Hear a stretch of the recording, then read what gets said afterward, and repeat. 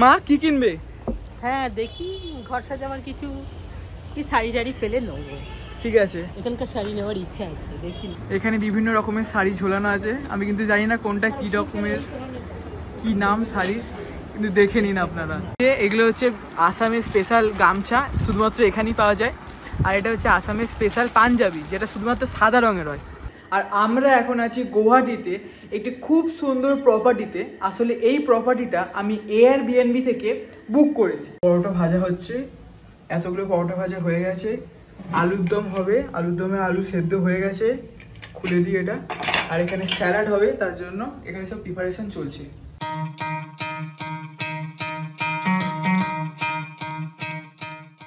এখন বিকেল 5:06 বাজে আর আমরা এখন আছি গুয়াহাটির মার্কেটে। তো এখানে কিছু কেনাকাটা করবো বলে আমরা এসেছি আজকে।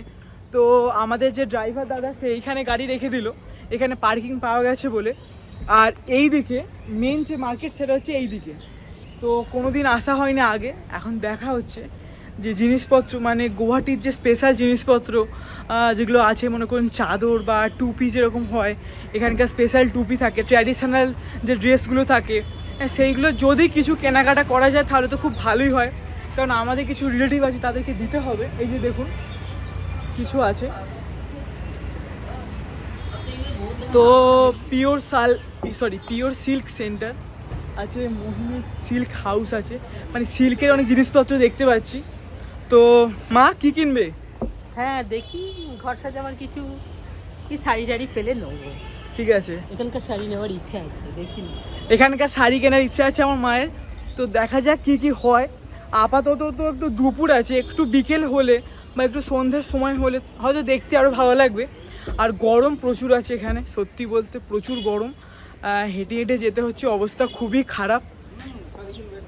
ঠিক আছে, তো আপনারা কি করুন, এই যে মার্কেট আছে, এই মার্কেটটার নামটা কি আমি তো বুঝতে পারছি না। এই মার্কেটটার নাম কি, দাঁড়ান, কোথাও আমি পোস্টার দেখতে পাচ্ছি না। এইদিকে দেখুন,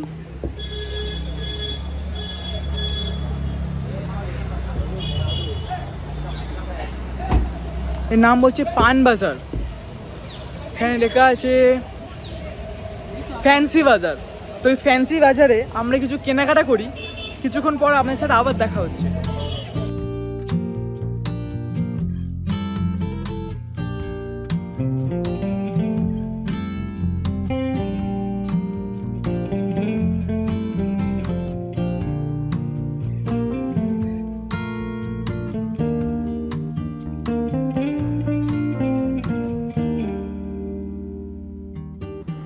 এনাদের কাছে স্টক দেখুন, প্রচুর স্টক আছে শাড়ির। এখানে বিভিন্ন রকমের শাড়ি ঝোলানো আছে, আমি কিন্তু জানি না কোনটা কি রকমের কি নাম শাড়ির, কিন্তু দেখে নিন আপনারা।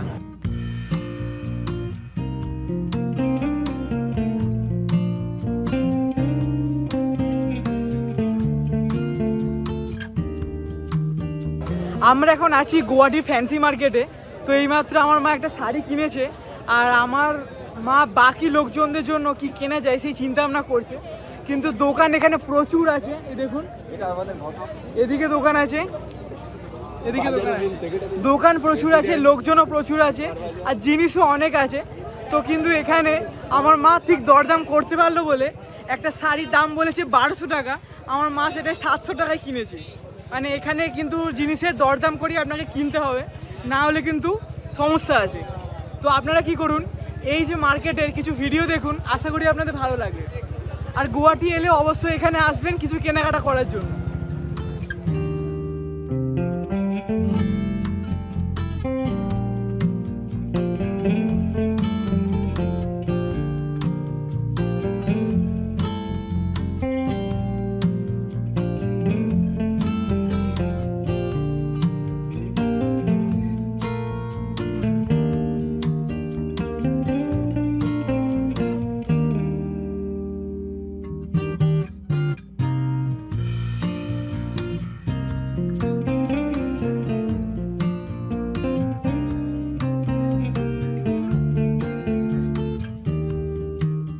এগুলো হচ্ছে আসামের স্পেশাল গামছা, শুধুমাত্র এখানেই পাওয়া যায়। আর এটা হচ্ছে আসামের স্পেশাল পাঞ্জাবি, যেটা শুধুমাত্র সাদা রঙের হয়, পিওর সিল্কের হয়। এই যে পাঞ্জাবি, অন্য কোনো কালারে হলে একটু নেওয়ার ইচ্ছে ছিল। এটা সম্পূর্ণ সাদা, এই দেখুন পুরো বডিতে এরকম ডিজাইন করা আছে। আর আমাদের এই গামছা নেওয়া হচ্ছে অনেকগুলো।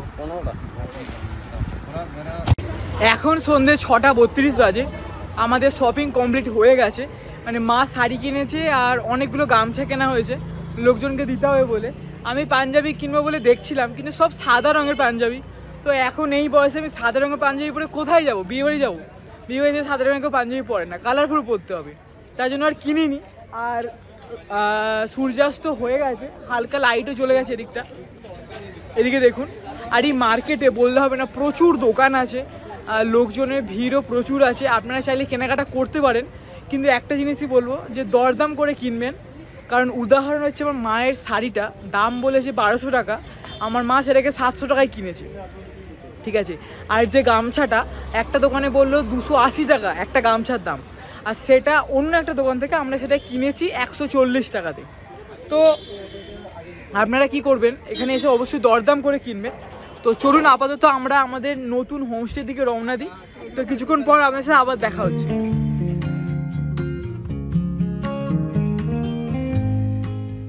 বালাজি মন্দিরে আমরা এসেছিলাম, কিন্তু মন্দির এখন বন্ধ, অম্বুবাসীর জন্য মন্দির বন্ধ আছে। এই দেখুন নোটিশ এখানে লিখে দিয়েছে। এটা মন্দিরের ভিতরে পার্ট, এখানে মন্দিরটা আছে, কিন্তু অম্বুবাসীর জন্য মন্দির এখন বন্ধ আছে।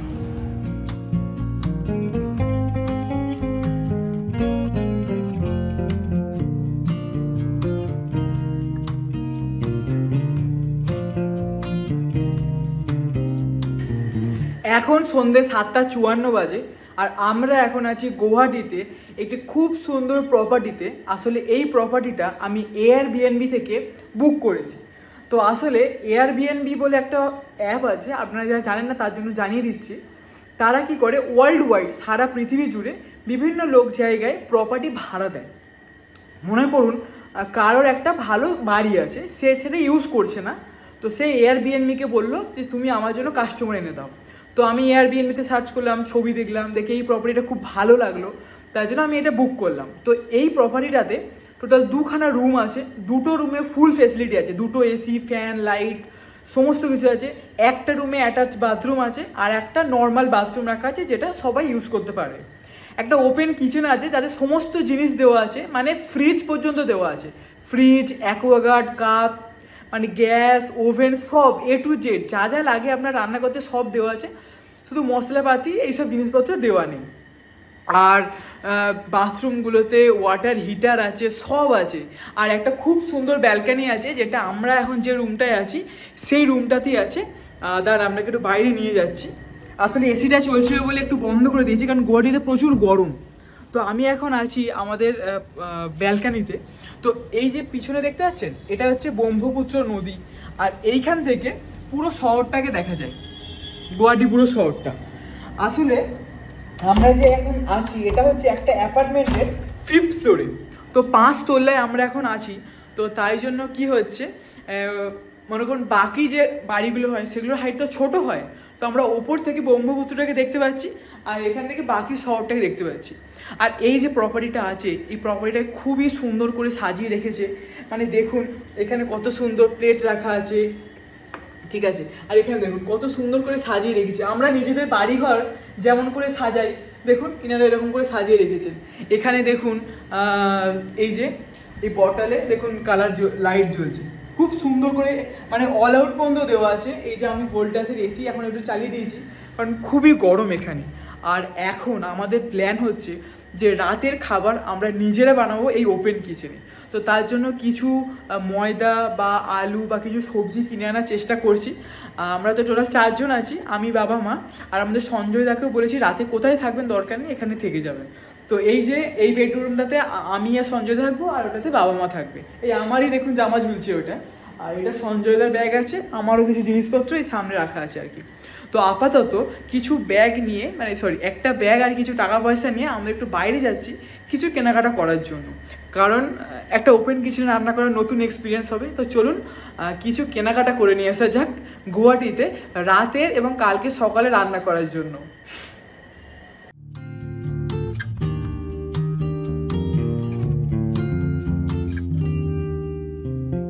দেখুন চলে এসেছি মার্কেটে, এখানে সমস্ত জিনিস এখানে পাওয়া যাচ্ছে। এই বাঁদিকে চিকেন, কিন্তু চিকেন আমরা খাবো না, আমরা খাবো ভেজ। এদিকে দেখুন আরও দোকানপাট আছে। এটাই হচ্ছে মেন মার্কেট বলতে গেলে, মানে আমাদের কাছে বলতে গেলে এটাই হচ্ছে মেন মার্কেট। ডান দিকে দেখুন এখানেও অনেক দোকান আছে, এটা হচ্ছে ফলের দোকান। আর এদিকে আশা করছি সমস্ত সবজি বা স্টেশনারি দোকানপত্র এদিক থেকে পাওয়া যাবে। এই যে আমাদের সবজি নিয়ে হয়ে গেছে, আর এই যে হচ্ছে সবজির মার্কেট, সব ফ্রেশ সবজি আছে এখানে। দাদা এটা কোন মার্কেট, নাম কি? হ্যাঁ, উজান বাজার মার্কেটে আমরা এখন আছি। ফ্রেশ সবজি নেওয়া হয়েছে সমস্ত। বাবা একটু গন্ধরাজ লেবু মনে হচ্ছে, গন্ধরাজ নয়।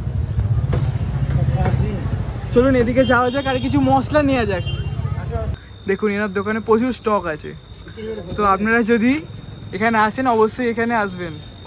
এই যে আমাদের মার্কেটিং হয়ে গেছে, এই যে অনেক কিছু নেওয়া হয়েছে। এবার চলুন বাড়ির দিকে রওনা দেওয়া যাক।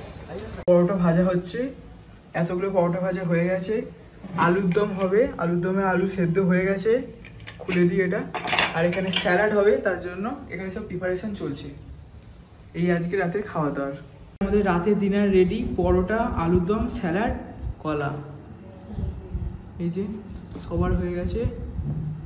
ঠান্ডা জল আছে, সব আছে। এবার খাওয়া দাওয়া হবে। এখন রাত্রি 11:36 বাজে। তো খাওয়া দাওয়া তো অনেকক্ষণই হয়ে গেছে। এই একটু সোশ্যাল মিডিয়া দেখছিলাম। বেড়াতে আসার জন্য তো ভালো সোশ্যাল মিডিয়া ফলো করাই হয়নি, তাই জন্য সেই সবই একটু দেখছিলাম। আর আজকে অনেক ঘুম পেয়ে গেছে, কারণ কালকে তাড়াতাড়ি ঘুম থেকে উঠতে হবে আর অনেক কিছু করতে হবে। আর একটা খুব বড় প্রবলেম হয়ে গেছে, আমার বুক ধরাস ধরাস করছে কী হবে। সেটা হচ্ছে আমার ল্যাপটপটা আর স্টার্ট নিচ্ছে না, মানে বুট অপশান পর্যন্ত যাচ্ছে, গিয়ে আর অন হচ্ছে না। তো বেড়াতে যাওয়ার সমস্ত ফটো, সমস্ত ভিডিও আমার ল্যাপটপে আছে, আর ল্যাপটপে এখন স্টার্ট হচ্ছে না। তো কী করব বুঝতে পারছি না। তো জানি না, বাড়িতে যেতে হবে, গিয়ে দোকানে নিয়ে যেতে হবে, গিয়ে প্রবলেমটা বোঝা যাবে। এবার সেই যে ট্যুরের ছবি ভিডিওগুলো পাওয়া যাবে কি যাবে না আমি কোনো বুঝতে পারছি না। তো আজকের দিনে পুরো ব্লগটা, মানে আজকের দিনে পুরো ভিডিও তো ফোনেতেই আছে, ফোনেতেই থাকবে। কালকের দিনেরটা ফোনেতেই থাকবে, ছেড়ে দিন, যা হবার দেখা যাবে। এই সম্পূর্ণ ভিডিওটা দেখার জন্য আপনাদের অসংখ্য ধন্যবাদ। সবাই ভালো থাকবেন এবং অন্যদের ভালো রাখবেন। দেখা হচ্ছে কালকে নতুন একটি গল্পের সাথে। সত্যি আমার আজকে রাতে ঘুম হবে না, মনটা বড্ড খারাপ, কারণ ল্যাপটপটা ঠিক রেসপন্স করছে না আর কি। ঠিক আছে, যাই হোক, দেখা যাবে কালকে, কথা হচ্ছে আপনাদের সাথে।